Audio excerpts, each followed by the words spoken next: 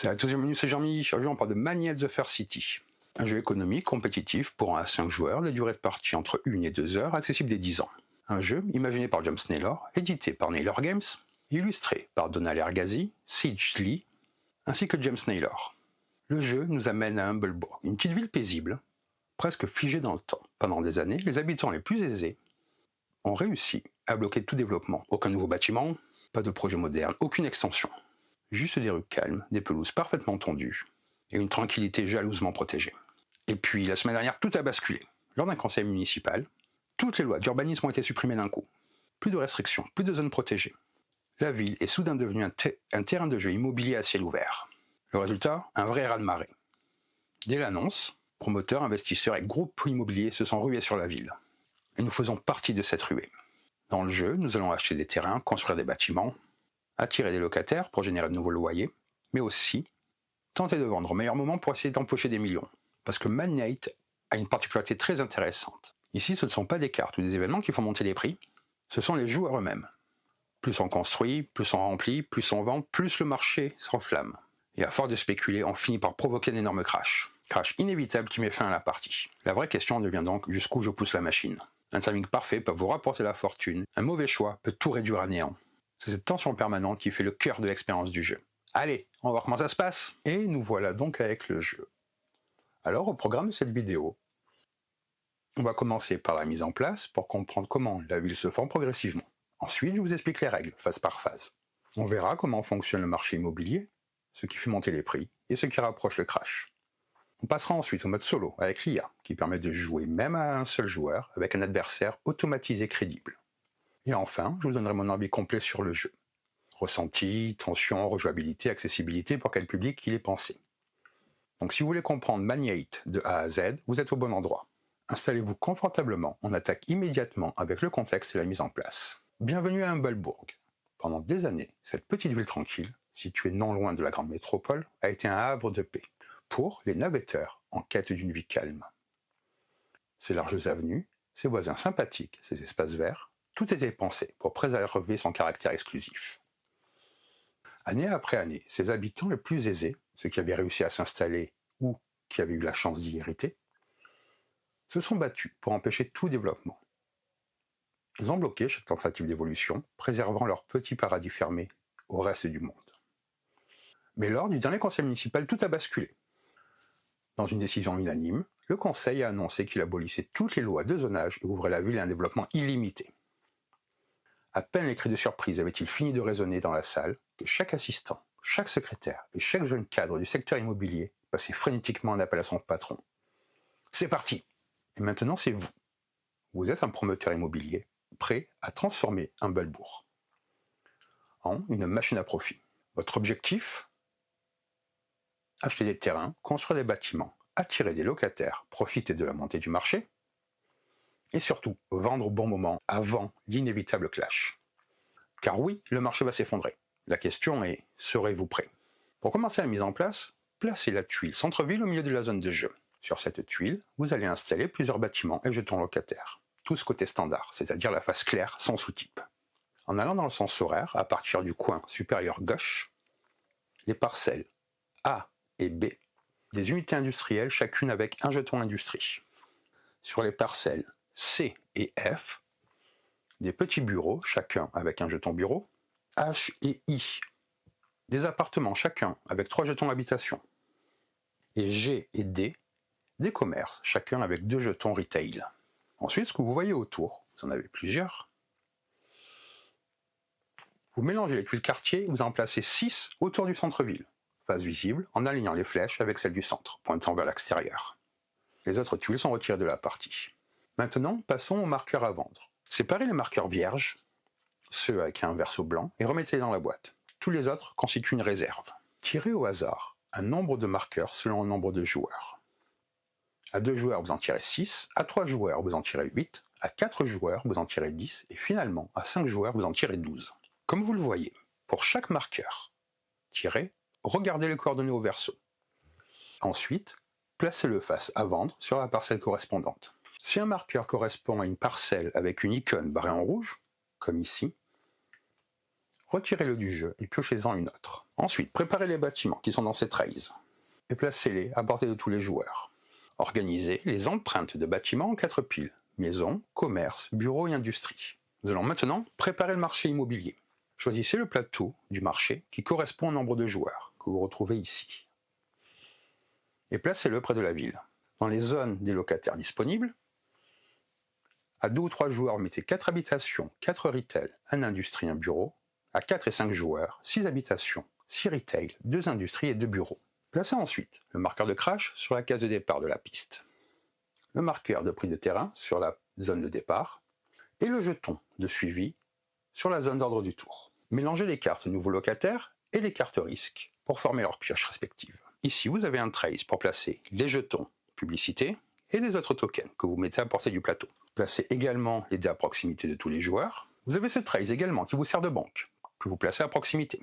Chaque joueur reçoit ensuite tous les jetons d'une compagnie, un porte-monnaie, 4 jetons publicité et 2 millions.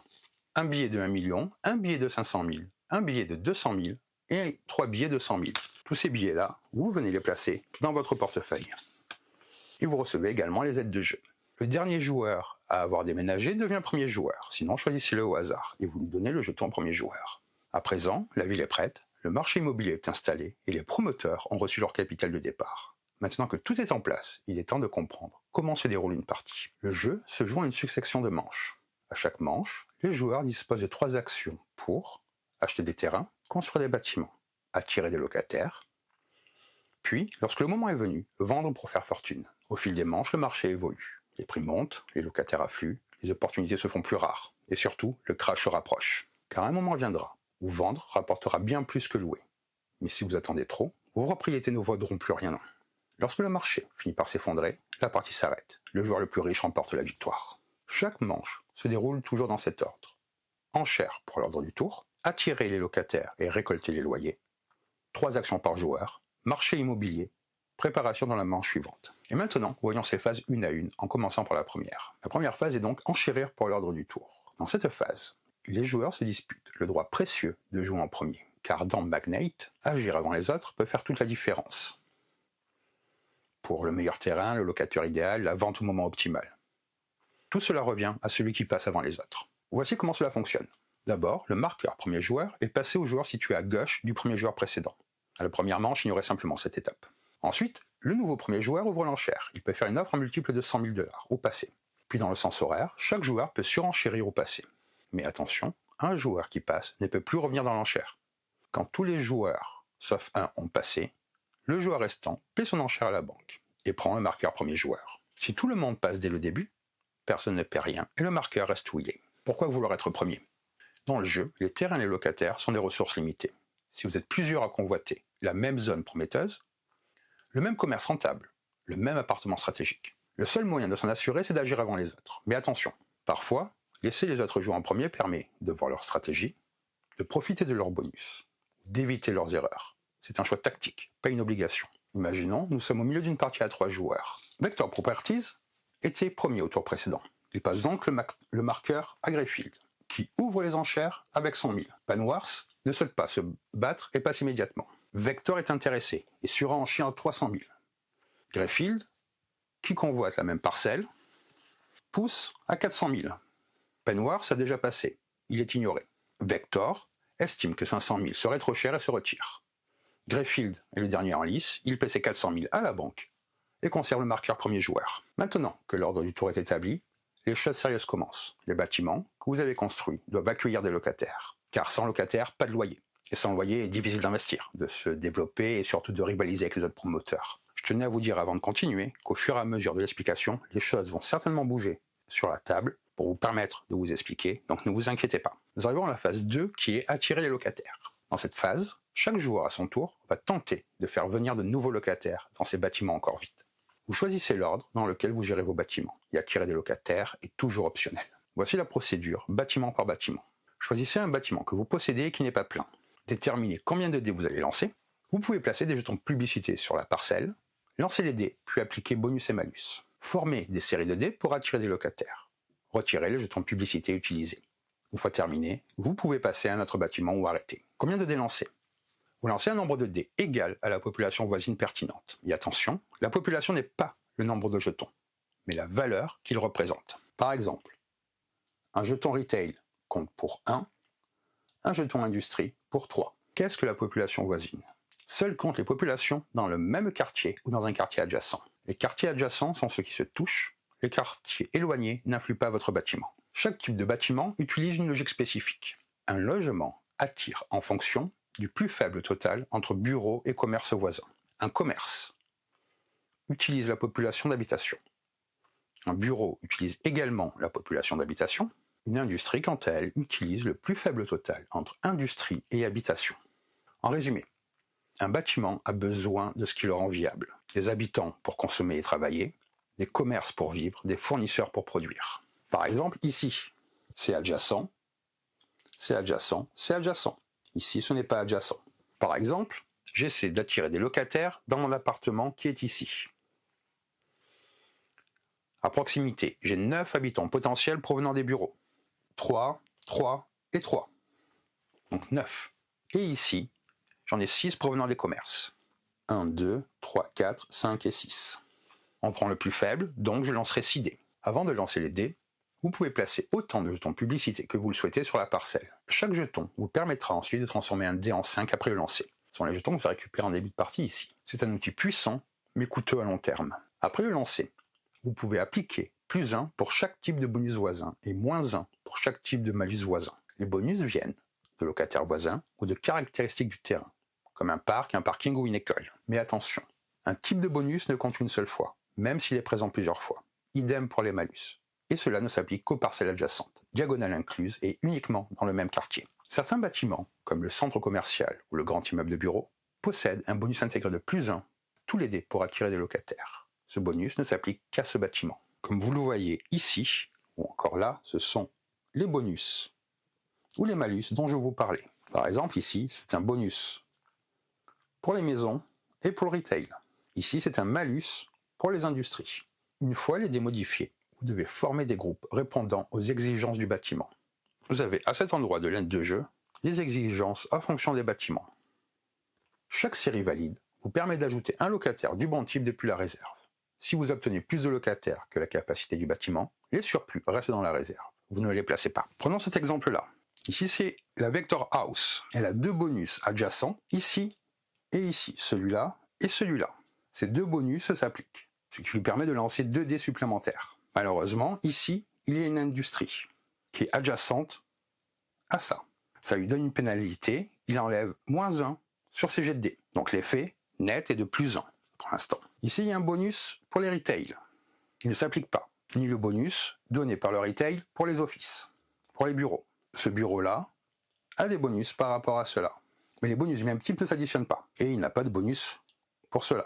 Et celui-là n'a aucun bonus adjacent. Un autre exemple, ici, j'utilise 2 jetons de publicité. Je lance et j'obtiens cela.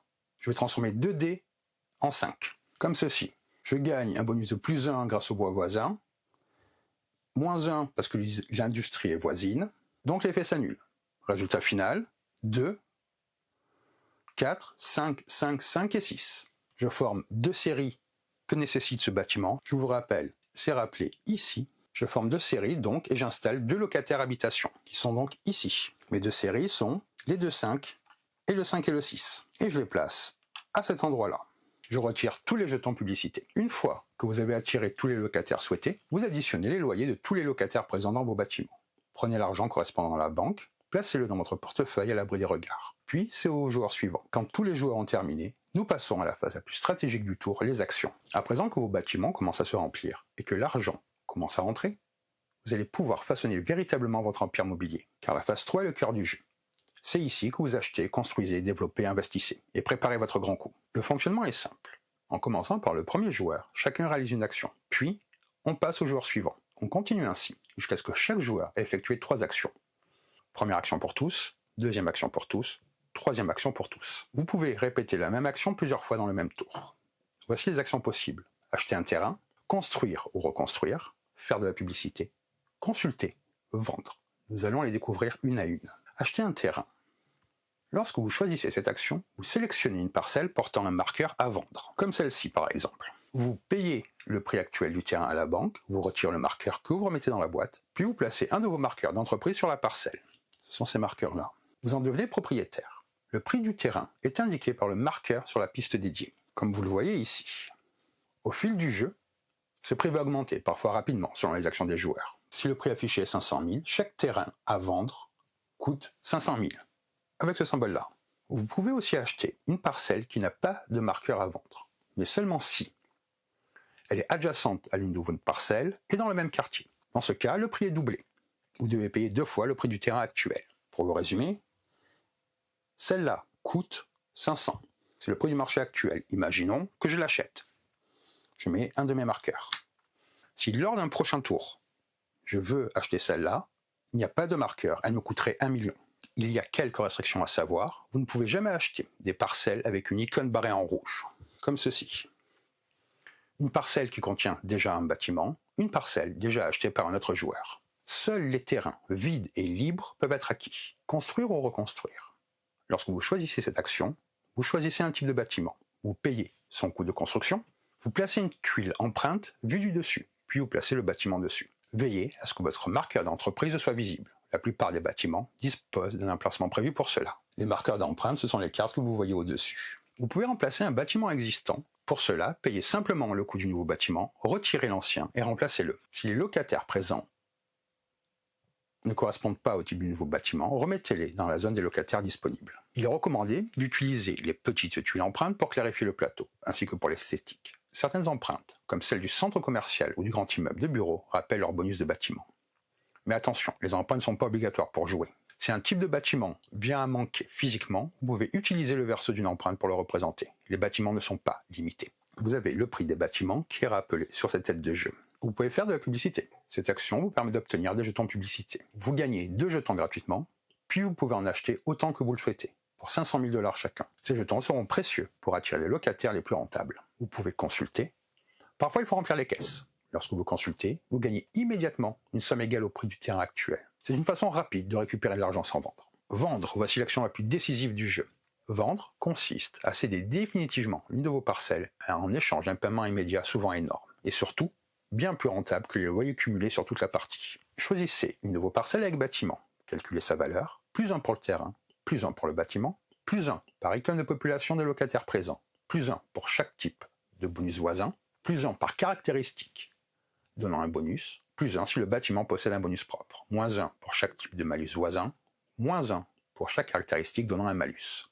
Une fois la valeur calculée, multipliez-le par le prix du terrain actuel, prenez ensuite l'argent à la banque. Vous avez à la fin une livret de règles, une aide pour cela. Et finalement, placez votre marqueur sur le plus petit espace disponible, ici. Sur cette piste-là, vous prenez le plus petit espace disponible. Par exemple, je décide de vendre cela. En premier, la valeur va être calculée. 1 pour la propriété elle-même, pour le terrain, plus 1 pour le building, plus 6 pour les locataires, et plus 3 pour les bonus de voisinage, parce qu'il a 3 bonus différents. Ici, à l'aéroport, 1 ou plusieurs locataires dans les bureaux, et ici, pour les retail. Et finalement, plus 1 de bonus, car ce bâtiment-là a un bonus de plus 1. Alors, vous voyez, c'est différent de celui-là. Et on arrive à une valeur finale de 12. Et si par exemple, la valeur du terrain était actuellement à 1 million, pour le vendre, je récupérerai donc 12 millions. Je retire ensuite ce jeton-là et je le mets sur cette place-là, car là c'était déjà occupé. Pourquoi vendre, vous allez me dire? Parce que le marché va finir par s'effondrer. Vendre trop tard signifie perdre énormément.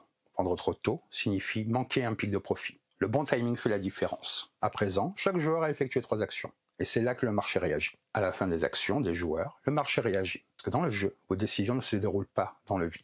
Construire trop vite, vendre trop agressivement, utiliser trop de publicité, tout cela influence directement l'économie de la ville. Et c'est précisément ce que représente la phase 4, le marché immobilier qui évolue. Durant cette phase, le prix du terrain peut augmenter. Des cartes risques peuvent être révélées, le crash peut se rapprocher. Et de nouveaux terrains et de nouveaux locataires peuvent apparaître. Cette phase se déroule toujours en plusieurs étapes, indiquées sur le plateau du marché immobilier. D'ailleurs, je vous rappelle, vous pouvez suivre les différentes actions ici. Un point essentiel, lors du premier tour de jeu, aucune carte risque n'est piochée. Chaque fois qu'une carte risque est révélée, regardez le chiffre en haut. Déplacez le marqueur de crash vers la gauche du nombre indiqué. Tirez une. Là, ça serait 0. 0. Là, par exemple, moins 3, donc je ferai 1, 2 et 3. Ne tenez pas compte du texte du bas, il ne servira qu'en fin de partie. Si le marqueur atteint l'extrémité gauche, il n'avance plus, mais vous continuez à piocher des cartes quand le jeu l'exige. Les cartes risques sont des fossés phases visibles. Tous les joueurs peuvent consulter celles déjà révélées.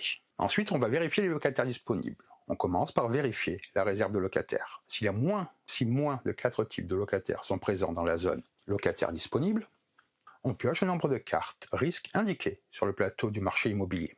En suivant cela, regardez maintenant où se trouve le marqueur de prix du terrain.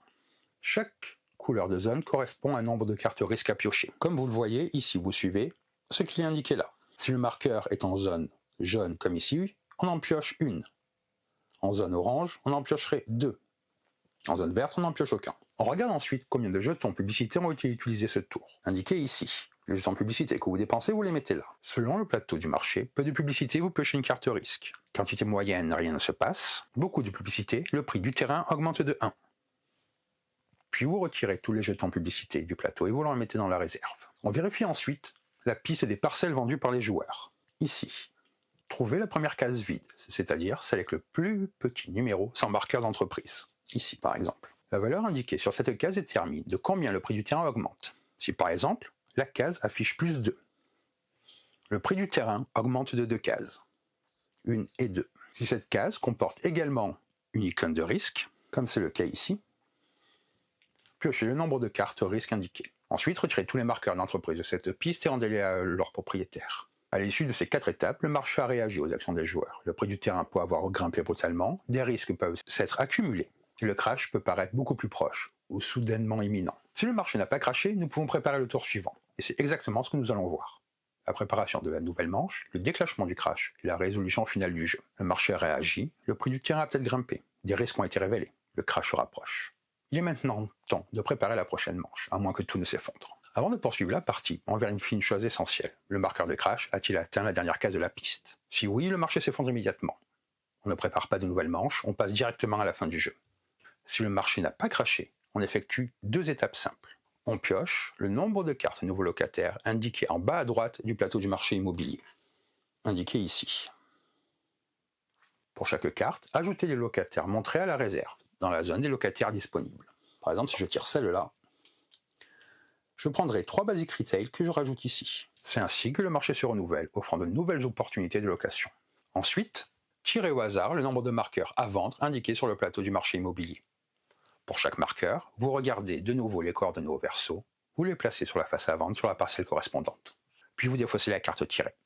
Les joueurs peuvent consulter ces cartes défaussées à tout moment. Si le marqueur tiré correspond à une parcelle déjà possédée ou à une parcelle interdite, retournez-le dans la boîte, ne le remplacez pas. Il est donc possible qu'aucun nouveau terrain ne soit ajouté. Une fois ces étapes terminées, la prochaine manche commence et on repasse à la première phase. À un moment donné, le crash finira par se produire. Lorsque le marqueur de crash atteint la dernière case de la piste, le marché s'effondre et la partie s'arrête immédiatement. Et voici ce que vous devez faire. Vous prenez toutes les cartes risques piochées durant la partie. Vous additionnez les valeurs figurant sur la partie inférieure de chaque carte. Ce total représente la violence du crash, puis vous baissez le prix du terrain de tant de cases. Le marché s'effondre littéralement. C'est-à-dire que si vous êtes là, par exemple là vous voyez c'est moins 2 et moins 3, je vois 1, 2, 3, 4 et 5, pour vous donner une idée. Ensuite, chaque joueur doit vendre toutes ses propriétés non vendues, mais attention, en utilisant le nouveau prix du terrain post-crash. Comme ce prix peut s'effondrer, certains bâtiments autrefois valant des millions ne rapporteront presque plus rien. Il est recommandé de procéder joueur par joueur, parcelle par parcelle, et de retirer le marqueur d'entreprise à chaque vente pour ne rien oublier. Les marqueurs d'entreprise sont rendus aux joueurs. Ne placez rien sur le plateau marché immobilier à ce moment-là. Une fois toutes les ventes effectuées, le joueur le plus riche gagne. En cas d'égalité, les joueurs concernés se partagent la victoire. À ce stade, la partie classique est terminée. Vous venez de traverser tout un cycle économique. Croissance, spéculation, explosion immobilière puis effondrement brutal. Mais ce n'est pas tout. Le jeu propose également des règles avancées, ajoutant variété, profondeur et asymétrie aux locataires. Nous allons découvrir les sous-types de locataires, leurs effets, les mises en place et leur fonctionnement pendant le jeu. Si vous souhaitez enrichir vos parties, leur donner plus de variété, plus de tension, et rendre chaque décision d'installation de locataire plus stratégique, le jeu vous propose des règles avancées. Elles introduisent des sous-types de locataires, des exigences différentes pour les attirer, des valeurs de loyer variables et des effets de voisinage plus nuancés. Ces règles ne changent pas la structure du jeu, mais elles augmentent considérablement les possibilités. Il est donc recommandé de les utiliser après avoir joué au moins une partie standard. Et avant d'aller plus loin, vous pouvez également découvrir le jeu grâce à ce super deck de tutoriel qui vous dicte tous les premiers tours. Ça vous permet de tout appréhender, c'est vraiment très très bien fait. Très pédagogique, je vous invite à essayer si vous découvrez le jeu. Dans le mode avancé, chaque type de locataire est divisé en 3 sous-types. 3 types de foyers, 3 sous-types de commerce, 3 profils d'employés de bureau, 3 catégories industrielles. Chaque sous-type possède ses propres bonus de voisinage, sa propre valeur de loyer et parfois des exigences différentes pour être attirés. Les locataires deviennent donc beaucoup plus différenciés. Pour utiliser ces règles, suivez la mise en place normale avec 2 changements importants. Avant de placer les locataires initiaux, assurez-vous que tous les jetons locataires sont côté standard visible, afin de ne pas connaître leur sous-type à l'avance. Je vous en ai sorti quelques-uns pour que vous ayez une idée. Ça, c'est le côté standard, et ça, c'est l'autre côté. Vous les placez donc face standard visible. Puis une fois tous posés, vous les retournez tous du côté avancé. Ainsi, la composition initiale reste aléatoire et inconnue. Pour attirer des locataires avancés, la mécanique reste la même. Vous lancez des dés, vous formez des sets, vous gagnez des locataires jusqu'à la capacité du bâtiment. Une différence majeure apparaît. Vous pouvez choisir librement n'importe quel sous-type du bon type que vous installez, tant qu'il se trouve dans la réserve. Ce choix devient donc stratégique. Et vous avez dans l'aide de jeu les combinaisons pour les différents types à chaque fois. Lorsque de nouvelles cartes locataires sont révélées, utilisez la section sous-type de la carte. Vous ajoutez les jetons correspondants dans la réserve face avancée visible. Si un sous-type demandé n'est plus disponible, on ne le remplace pas, on n'ajoute rien à sa place. Ces règles rendent les quartiers plus spécialisés, les interactions entre bâtiments plus fines et les décisions d'installation beaucoup plus impactantes. À présent que nous avons vu les règles avancées, il reste un dernier grand module. Le mode solo, permettant de jouer seul ou d'ajouter un adversaire automatisé. Ce système permet de jouer en solo, d'ajouter un adversaire supplémentaire à n'importe quelle configuration, et de découvrir une dynamique totalement différente, plus imprévisible, plus agressive. L'IA n'est pas simplement un automate, elle se développe au cours de la partie, construit, vend, fait monter le marché et peut devenir redoutable. Elle peut donc être utilisée seule en mode solo ou avec plusieurs joueurs humains. Il peut être joué avec les règles standards ou avec les locataires avancés. Mais il est généralement plus intéressant avec les sous-types avancés. Vous installez le jeu normalement. L'IA compte comme un joueur pour toute la mise en place. Cela signifie que si vous jouez en solo, utilisez le plateau marché pour 2 joueurs, si vous jouez à 2 plus IA à 3 joueurs, etc. Contrairement aux joueurs humains, l'IA ne reçoit aucun jeton publicité, aucun bâtiment, et bien sûr aucune aide de jeu. Elle reçoit seulement 2 millions de dollars, 2 billets de 1 million, ses marqueurs d'entreprise, un emplacement pour stocker son argent. Placez le plateau IA à proximité. Ce plateau contient son niveau actuel, ses parcelles acquises, ses parcelles construites et des limites de coûts de construction. Séparez les cartes d'action en 4 paquets distincts selon le niveau. 1, 2, 3 et 4. Mélangez chaque paquet séparément, placez-les sur les emplacements indiqués du plateau, que vous voyez ici. Ensuite, placez la première carte action de l'IA au-dessus du paquet du niveau 1. C'est avec cette carte que l'IA commence la partie. Placez l'un des marqueurs d'IA sur le niveau 1 du plateau. Avant de commencer, choisissez une difficulté. Vous avez du plus simple jusqu'au défi extrême, en passant par une difficulté standard ainsi que très difficile. Gardez ce choix en mémoire, il modifiera les ventes de l'IA plus tard. Très important, l'IA ne paie jamais pour aucune action, elle ne dépense jamais d'argent. Elle ne paie pas pour acheter des terrains, ne paie pas pour construire, ne paie rien lors des enchères. L'IA ne perd jamais d'argent pour aucune raison. Elle reçoit de l'argent que lorsqu'elle vend ou lorsqu'elle consulte. Elle ne collecte jamais de loyer. L'IA ne participe aux enchères que dans un cas précis, uniquement en solo contre un seul joueur humain. Si vous jouez à plusieurs humains, l'IA passe son tour. Elle ne peut devenir premier joueur que si le marqueur lui a été transmis et que tous les joueurs humains passent. Si vous jouez seul contre l'IA, lorsque c'est à elle d'enchérir, elle propose un montant fixe. Ce montant dépend de son niveau actuel, du prix du terrain. Le montant indiqué sur le plateau est multiplié par le prix du terrain, puis arrondi au-dessus au palier de 100 000. L'IA ne fait qu'une seule enchère par manche. Si vous la surenchérissez, elle passe immédiatement. Si vous ne le faites pas, elle devient premier joueur. Par exemple, elle est de niveau 3. Le prix du terrain à ce moment-là est de 1,1 million. Elle doit enchérir 1,5 fois le prix, donc 1,65 million, arrondi à 1,7. Le joueur humain mise 1,8 million, l'IA passe. Pour ce tour-là, elle n'enchérira plus. Lorsque l'IA tente d'attirer des locataires, elle ne lance jamais des dés.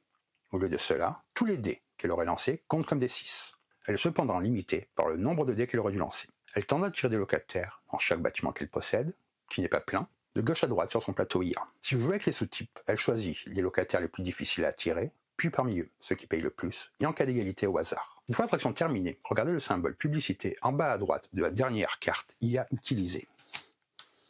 Ajoutez ce nombre de jetons publicité dans la zone publicité dépensée du marché immobilier. Ces jetons comptent comme de la publicité utilisée. Lorsque l'IA doit choisir une action, révélez la carte du sommet du paquet correspondant à son niveau. La carte indique l'action à effectuer. Si l'IA ne peut pas réaliser l'action principale, elle applique l'action par défaut indiquée en bas de la carte. Si un paquet est épuisé, l'IA monte d'un niveau. Placez son marqueur au niveau suivant, elle pioche désormais dans ce nouveau paquet. Si le paquet du niveau 4 s'épuise, mélangez sa défausse pour former un nouveau paquet. Dans un cas très rare où l'IA ne peut effectuer ni l'action principale, ni l'action par défaut, elle consulte. La toute première action de l'IA, la première action de la partie, est d'acheter un terrain. Elle est indiquée par la carte spéciale posée au-dessus du paquet. Cette carte-là Les types d'actions qu'elles peuvent faire, c'est acheter un terrain, construire, vendre ou consulter. Nous allons maintenant voir comment l'IA réalise réellement ces actions, car même si elle utilise les mêmes actions que les joueurs humains, son comportement est entièrement automatisé et parfois terriblement efficace. Lorsqu'elle doit acheter un terrain, elle ne choisit pas au hasard. Elle analyse tous les terrains portant un marqueur à vendre et compare le nombre total de flèches de bonus qui pourraient s'appliquer à chaque parcelle. Ces flèches qui proviennent des bâtiments voisins, des locataires ou des caractéristiques du terrain. Elle compte même si leur effet réel serait réduit par des malus. L'IA achète toujours la parcelle à vendre qui possède le plus grand nombre de flèches bonus potentielles. Si plusieurs parcelles sont ex aequo, elle choisit au hasard sur une procédure précise que vous retrouvez dans le livret de règles. Aucune pondération supplémentaire, aucun calcul de valeur. Elle regarde simplement le nombre total de flèches. Une fois la parcelle sélectionnée, elle place un de ses marqueurs dessus, mais ne retire pas le marqueur à vendre. Au lieu de cela, elle retourne le marqueur sur sa face coordonnée et le place sur la rangée du bas de son plateau. Ce marqueur représente désormais un terrain acquis par l'IA. Contrairement à un joueur humain, l'IA ne peut acheter que des terrains portant un marqueur à vendre. Elle ne peut jamais acheter un terrain non mis en vente, doubler le prix pour acquérir un terrain adjacent, acheter un terrain interdit. Lorsqu'elle construit, elle le fait selon un ordre très précis. Elle construit toujours sur la parcelle la plus à gauche de sa zone de terrain acquis, qui n'a pas encore de bâtiment. Pour choisir le bâtiment à construire, elle calcule quel type de bâtiment tirerait le plus de bonus de voisinage. Elle regarde les bonus correspondants, moins les malus éventuels. Elle choisit donc le type de bâtiment ayant le meilleur potentiel de bonus. Si plusieurs types sont ex aequo, elle choisit celui pour lequel il reste le plus de population disponible dans la réserve. Lorsqu'elle doit construire, elle construit le bâtiment le plus cher possible de ce type en respectant la limite de coût indiquée par son niveau actuel. Après la construction, le marqueur à vendre correspondant à cette parcelle est déplacé vers la rangée du haut du plateau de l'IA. Cela permet de distinguer les terrains possédés mais non construits, les terrains construits. L'action la plus dangereuse de l'IA est vendre. Lorsqu'elle vend, elle choisit toujours la parcelle construite la plus à gauche de son plateau. Elle ne vend jamais un terrain vide avant la fin de la partie. L'IA calcule la valeur comme un joueur humain. Mais selon la difficulté choisie au début de la partie, elle appliquera un modificateur. Ensuite, elle prend l'argent correspondant, place son marqueur d'entreprise dans la zone parcelle vendue, retire le marqueur à vendre associé à son plateau, décale les autres marqueurs vers la gauche pour combler l'espace. Chaque fois que l'IA vend, elle monte d'un niveau sur son plateau, jusqu'à un maximum de niveau 4. À partir de ce moment, elle piochera ses actions dans le nouveau paquet de cartes. Si l'IA consulte, elle gagne un montant égal au prix du terrain, comme un joueur humain. Les phases 4 et 5 fonctionnent exactement comme dans le jeu normal. Le marché réagit, monte, accumule les risques, ajoute terrain et locataire de la même manière. Quand le crash arrive, on calcule la chute du marché, toutes les parcelles restantes sont vendues, l'IA vend aussi ses terrains non construits à ce moment-là. Puis le joueur, humain ou IA, avec le plus d'argent gagne la partie. Cette IA peut paraître simple, mais sa montée en puissance et sa capacité à vendre au moment opportun peuvent en faire un adversaire redoutable. Il nous reste maintenant une dernière section importante, les questions du jeu et quelques petites précisions. Cela répond aux questions les plus fréquentes, clarifie les points de règle subtils et évite les erreurs courantes. Le bonus de voisinage passe-t-il les frontières de quartier? Non. Le bonus et malus de voisinage ne s'appliquent jamais d'un quartier à l'autre. Ils ne comptent que dans le même quartier et uniquement sur les parcelles adjacentes, y compris en diagonale. Les bonus de voisinage affectent-ils tout un quartier? Non plus. Un bonus de voisinage n'affecte pas toutes les parcelles du quartier. Il ne concerne que les parcelles adjacentes à l'élément qui génère le bonus. Autrement dit, seules les 8 cases autour dans le même quartier peuvent être affectées. Puis-je attirer des locataires depuis les bâtiments d'un autre joueur? Non. Les locataires ne peuvent être pris que depuis la zone locataire disponible, jamais depuis un bâtiment appartenant à notre joueur. Les bonus ou malus s'appliquent-ils à un terrain sans bâtiment? Non. Si une parcelle n'a pas de bâtiment au moment de la vente, les bonus et malus de voisinage ne s'appliquent pas, car il n'y a pas de symbole correspondant. Que se passe-t-il si la valeur d'une parcelle est négative? Elle ne peut jamais rapporter de valeur négative. Si le calcul donne un résultat inférieur à 0, la valeur devient tout simplement 0. Vous ne gagnez donc pas d'argent en vendant ce terrain. Un grand bâtiment peut-il recevoir un bonus d'un locataire qu'il contient déjà? Non. Un bâtiment ne reçoit jamais un bonus provenant d'un locataire déjà installé en lui-même. Les bonus doivent venir d'une parcelle adjacente. Comment prévoir l'arrivée du crash? Le jeu contient 19 cartes au risque, dont 8 avec valeur 0. Ces cartes à valeur 0 retardent le crash. Si beaucoup de cartes 0 ont déjà été révélées, le crash risque d'arriver rapidement. Si peu ont été tirées, le marché peut tenir un petit moment. 8 cartes de valeur 0, 4 cartes de valeur 1, 3 cartes de valeur 2, 4 cartes de valeur 3. Que faire si l'on manque de bâtiments physiques? Les bâtiments ne sont pas limités. Peut-on échanger des ressources avec d'autres joueurs? Cela n'est pas possible. Il est strictement interdit d'échanger de l'argent, des terrains, des bâtiments ou tout autre élément possédé. Il n'y a aucun commerce entre les joueurs. Comment fonctionne le bonus ou malus de la réserve naturelle? Toutes les parcelles du plateau, réserve naturelle, sont adjacentes à la caractéristique sauf une. Toutes les parcelles du quartier, soit la parcelle G, reçoivent son bonus ou son malus.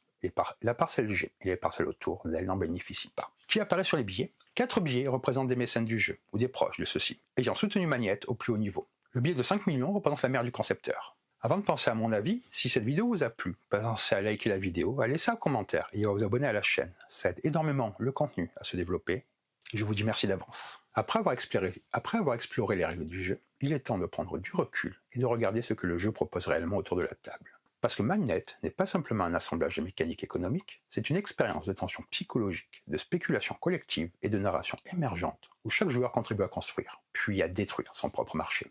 Les premières minutes donnent presque l'impression d'une promenade. On se familiarise avec le plateau, on repère les quartiers intéressants, on s'installe. On achète un terrain, on construit un petit bâtiment, on attire quelques locataires. On observe les autres joueurs sans réelle inquiétude. Chacun bâtit son coin, développe discrètement son patrimoine et c'est précisément là que le jeu brille. Le jeu vous installe dans un confort volontaire. On a l'impression que le système est stable, prévisible, presque docile. On se dit « je vais optimiser tranquillement, tout ira bien ». Mais cette impression n'est qu'un trompe-l'œil. Une fois les premiers bâtiments remplis, tout s'accélère. Les loyers augmentent, la publicité se déploie, les bonus au voisinage explosent, les premières ventes arrivent. Et c'est là le moment où l'on comprend vraiment ce que fait Magnet. Soudainement, l'économie n'est plus individuelle.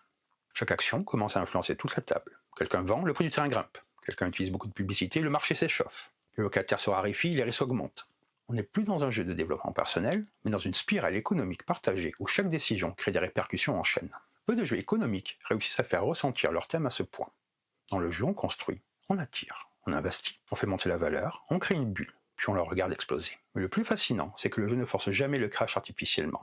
Il arrive naturellement, mécaniquement, parce que les joueurs l'en nourrissent. Ce que le jeu raconte réellement, c'est le cycle de la spéculation immobilière. La conviction collective que les prix ne peuvent qu'augmenter jusqu'au moment où tout s'effondre. Le jeu ne moralise pas, il montre, et ce choix de design crée une immersion intellectuelle rare. On ressent le thème à travers nos décisions, pas à travers le texte. Ce n'est pas un jeu d'optimisation froide, c'est un jeu de courage et de peur. À chaque tour, la même question revient. Est-ce que je vends maintenant ? Certains joueurs vendront tôt, sécurisant des millions, mais s'exposant à être dépassés. D'autres attendront, poussés par la cupidité, espérant un gain encore plus énorme. Ce dilemme est d'autant plus fort qu'on voit les autres hésiter, on sent le marché trembler, on sait que le crash peut être imminent. Cette tension psychologique crée des moments de silence autour de la table, des regrets, des regards qui se croisent, des respirations retenues. Le jeu réussit à transformer une décision purement mécanique en un moment dramatique. Magnet est construit comme un récit, début explosion, milieu ascension fulgurante, fin climax brutal. Le jeu ne ralentit jamais. Même lorsque les actions restent simples, leur impact prend de l'ampleur. Chaque vente change la dynamique, chaque carte risque approche du point de rupture. On a une sensation rare dans un jeu de société, celle d'être emporté par un système plus grand que soi. Les règles sont nombreuses, mais la boucle de jeu est extrêmement limpide. Une fois les phases enchaînées une première fois, tout devient intuitif. On détermine l'ordre du tour, on remplit ses bâtiments, on agit, le marché réagit, on prépare la suite. L'apprentissage principal ne porte pas sur les règles, mais sur la lecture du marché, l'anticipation du crash, l'évaluation du risque. Ce qui donne au jeu une profondeur stratégique progressive. Les premières parties sont souvent marquées par des erreurs de timing, mais ces erreurs sont formatrices et mémorables. Magnet renouvelle très bien ses parties grâce à la disposition aléatoire des quartiers, l'apparition imprévisible des terrains à vendre, la variété des installations de locataires, les choix stratégiques humains, le comportement du marché, les cartes risques, les sous-types avancés ainsi que le mode solo. Chaque partie raconte une histoire économique différente. Certains verront une bulle gonfler jusqu'à des sommets absurdes, d'autres s'effondreront brutalement après quelques rentrées précoces.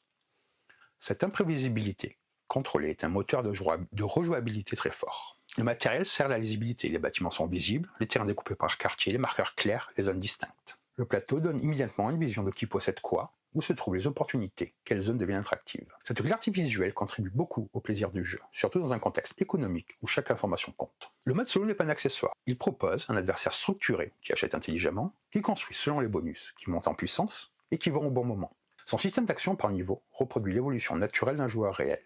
Elle influence le marché, accélère le crash et oblige à s'adapter. Le solo arrive à conserver l'attention, la pression économique et le dilemme du timing, ce qui est extrêmement rare dans un jeu économique. Le jeu brillera auprès des joueurs qui aiment construire un moteur économique, analyser un système, prendre des risques calculés, vivre une montée dramatique partagée, raconter une partie après coup. Magnet réussit quelque chose que très peu de jeux accomplissent.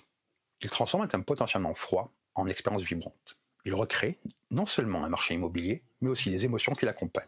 L'euphorie, la spéculation, la peur, le regret. Cette satisfaction immense convainc juste à temps. On ne sort pas du parti avec un simple score, on sort avec une histoire. Et c'est peut-être la plus grande réussite du jeu. Magnet crée du récit sans en écrire un seul mot. Donc voilà pour cette vidéo, j'espère que ça vous a plu. Et sur ce, je vais vous dire bonne partie et bon jeu.